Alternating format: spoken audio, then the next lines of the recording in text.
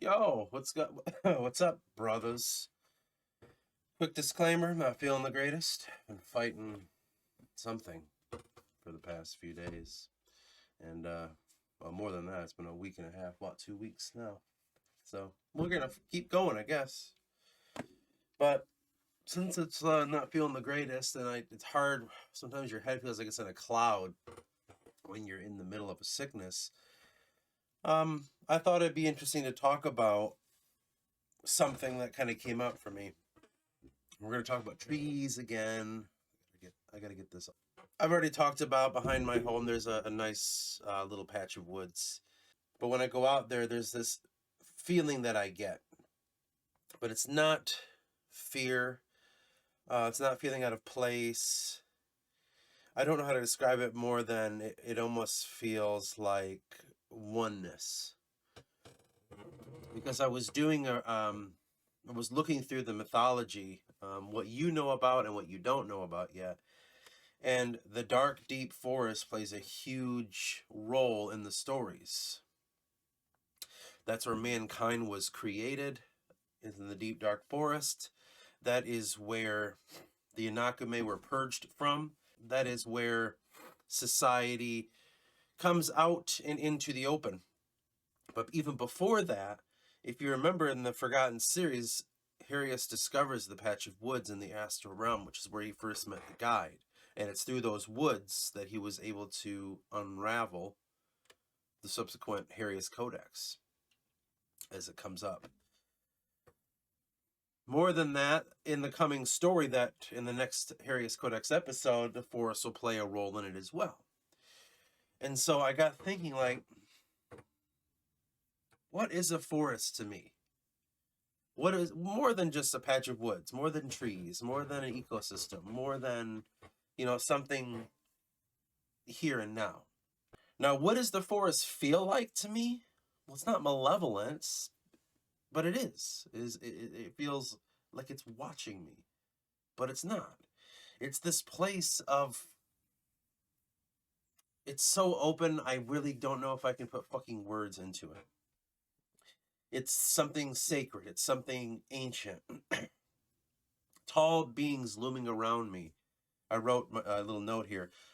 Tall beings looming around, looking down at your trembling self. They know, the trees, you could never survive there alone. Not unless you use them. They are a part of human consciousness. More than we think. They give us life. They protect us, watch over, shelter and hold. And they have a silent presence that is alive in wealth of knowledge. So to me, the deep forest is the most sacred place where transformation begins, as long as it's not corrupted. It's a cathedral, really. It's a temple. It's this place, and the longer I go into the woods, and the more I sense this presence, the more I do feel like these great divine beings, literally looking down on me. I don't have a lot of old growth out here, so this forest that I'm talking about is probably at most 50 years old, or maybe 60.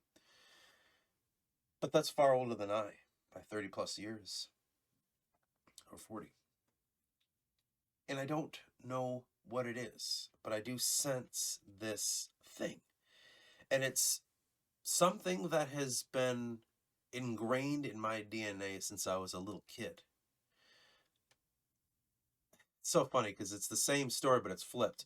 When I was little, I lived in a trailer park, and behind the trailer park was another patch of woods. And I've talked about it in some previous videos. There was another patch of woods, though this one I was afraid of, and there was something about it.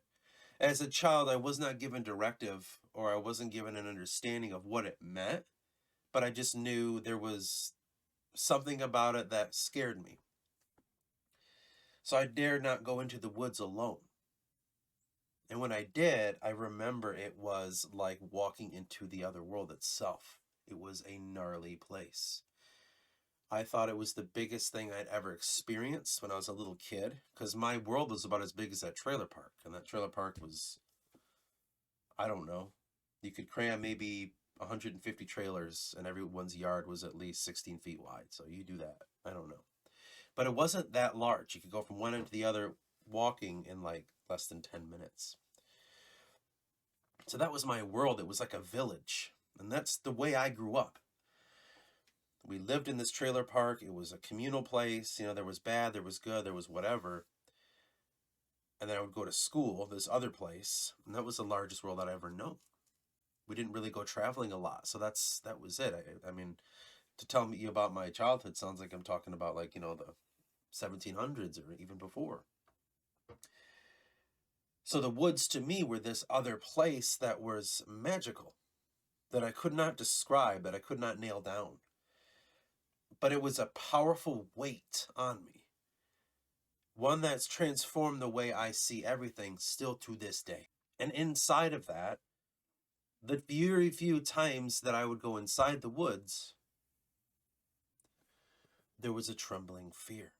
Something otherworldly about it. And as I described before, I was young, so I interpreted that with fear, because I had no other thing to match it against. But we did have a feeling that there was something corrupted about those woods. There was something not right. I couldn't say 100% what it was. You know, I don't know. I mean, we always, as kids, because of Pet Cemetery, we just assumed maybe there was an Indian burial ground there. Some sort of monster lurking in that place, because I've told you some of these experiences. There was a lot of strange, we could say paranormal things about those woods. Strange beings that people have seen inside of them. Presence that we could describe as truly, truly otherworldly. This one scares me a little bit. When my sister was young,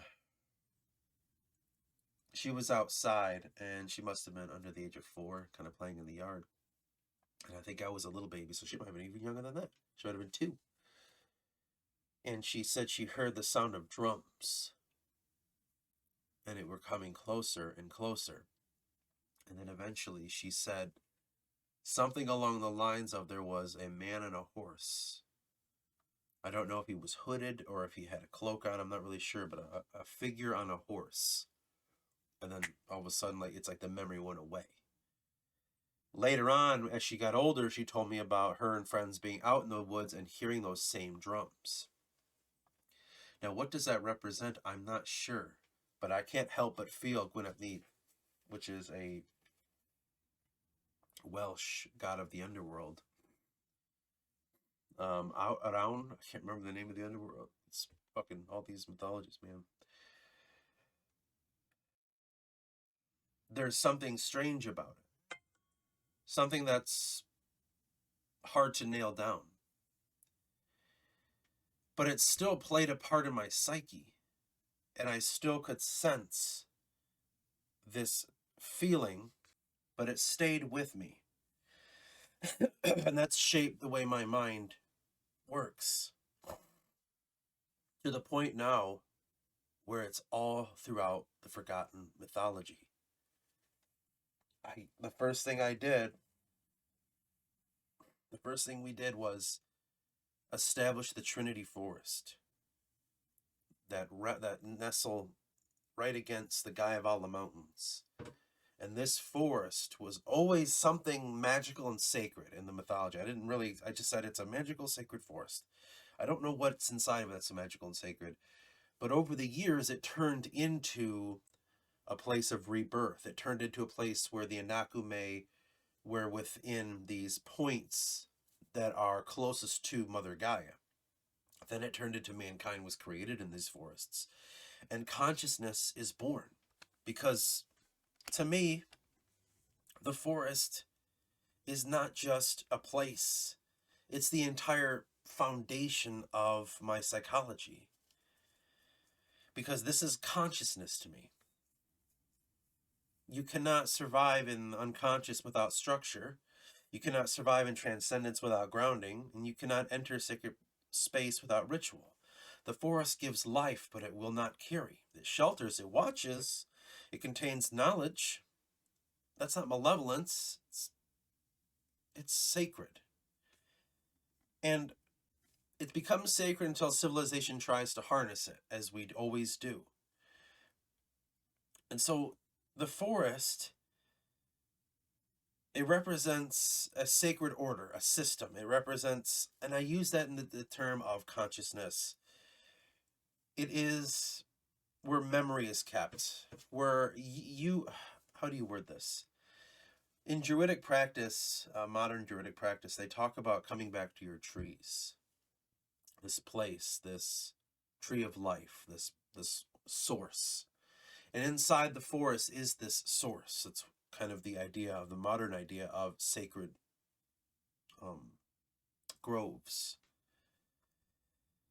And I think inside of that, we can create a sense of familiarity based on our human consciousness that we make with a vessel. Let's see if we can define that better for you, if that's confusing. The Lord of the Sea, the God of the Sea. Let's use Greek. Poseidon.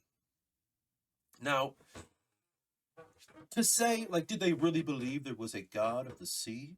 Okay, I don't know. We're not going to talk about that. But what does that represent? That is a tool that is useful, that teaches sailors how to obey the ocean. It teaches sailors how to be respectful towards the great, immense power of nature. And it teaches them humility, that they're just a small little person in a massive ocean.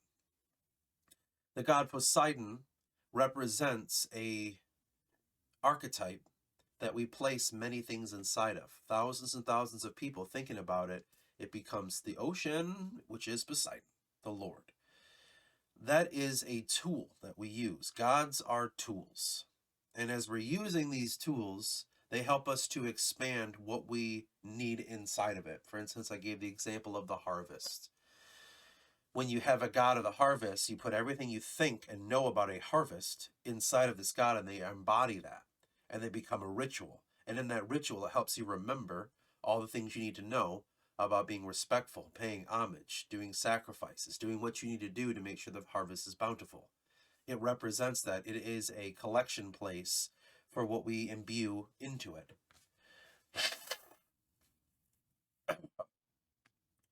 Same with the ocean. I'm going to be respectful towards it, because if I anger the ocean, it could kill me. Look at Odysseus and what he endured because he stabbed the eye of the Cyclops, Poseidon's son. He got the full wrath of it, and he lost everything because of it. All his men, his ships, everything. Be respectful towards the ocean and what it wants.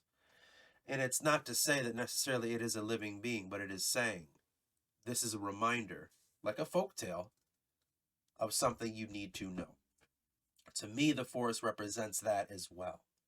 So if I say there's a deity of the forest, it helps remind me to be respectful to the deeper aspects of my own mind and understand their connection to things that I could never fathom. The way consciousness is. It is a place in which I can invoke that belief system, where I can be respectful to all the minds that we all have and how we all see it. If I'm standing on one edge of the forest and you're on the other, we won't even know we're in the same realm. Do you know what I'm saying? So that's how consciousness works too.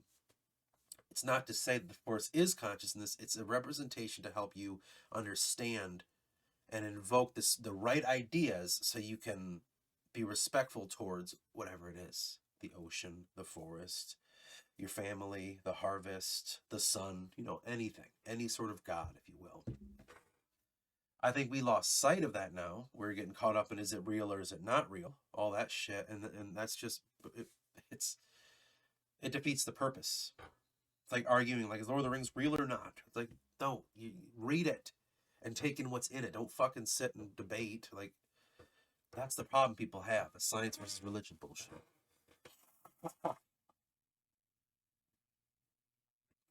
So God is meaning.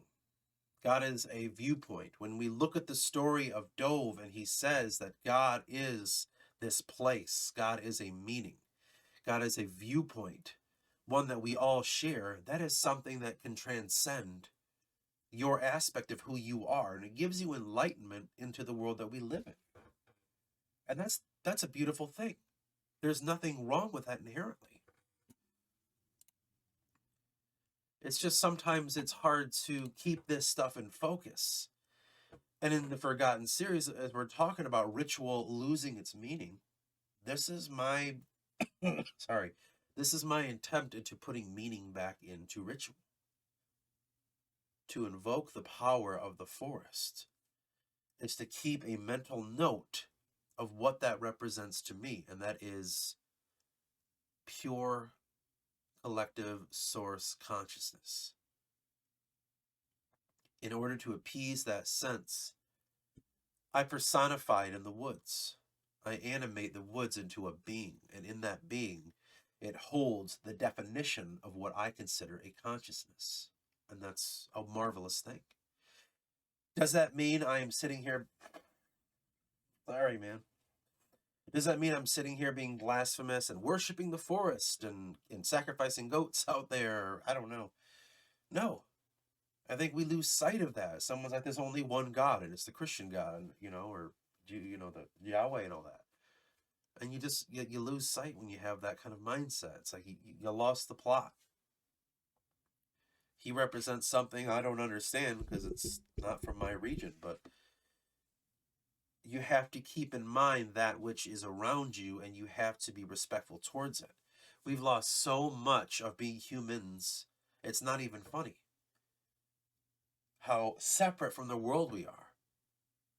How distant it is. Even it's outside your window there. But what's the temperature on the inside compared to the outside? Do you feel the wind anymore? Are you under the sun? What does it mean to be around the animals? When was the last time you witnessed somebody die from a bear attack or some crazy thing? Just a natural occurrence. We're separate. We're so separate that when we look at death, death is so far away, it is going to a building and seeing someone who's been pumped full of fucking chemicals, embalming fluid, whatever the fuck it is, to preserve them in a weird way so we can stare at them and say that's death. And it just looks unrealistic. It's weird. That's real? That's how we understand death. You may get the opportunity to watch somebody die from sadly from cancer or old age or maybe a car accident or something. That's about as real as you're going to get towards death. We get afraid of sicknesses now as if it's the end of the world, and it's like our ancestors have faced plagues beyond anything we could ever fucking understand. And we're getting upset because someone like me has the sniffles and oh my God, you might have COVID. You know, shit like that. That's how weak we've become and so far away. And personifications, I call it creating archetypes of the world around me into what someone would say are gods, help me find these points in which I can access, we could call it sacred knowledge, or the pool of wealth, the wealth of knowledge. Inside of that is consciousness. There's nothing wrong inherently in doing that, and to me does it solve every fucking problem I have? No. Because as I always state, I'm always in and out. I live in this world, I have to participate in it, I gotta do all these things I fucking hate, but I try to escape it. But sometimes I go for a walk in the woods and I'm having a beautiful time, and then I come up to power lines. Or I come up to construction that's tearing the forest down. Or I can hear the hum of a factory in the distance. It's always going to be broken. No matter what you do, there's going to be fucking people around doing something against this world. It's not like it hasn't always been that way. In the ancient past, when they're deforesting for ships and for buildings and timber of whatever the fuck they were doing, it's not a new phenomenon. I'm not an idiot, and I understand that. But that doesn't make it right just because we've been doing it for a long time. I always think of that like the sunken cost fallacy. We just think well, it's what we gotta do. We have to. There's no other way around it. We need fire. It's I don't know. Maybe you think you do. But to me, the forest represents this untapped potential consciousness, and it's beautiful to get inside of that, to get lost in it, or to watch the flow of water, just to kind of make you think and make you be respectful towards this planet in a sense, and let it teach you. But this is a short one. I don't feel very good at all. I'm so fucking, it's hard. It's my nose. I can't breathe out of it. God forbid, right? But I'll try to maybe make another one that's a little bit more concise, but I had to make my video for the week, and this is it. And that's about the Force, the consciousness, and the archetypal beings that rive within that. Until next time.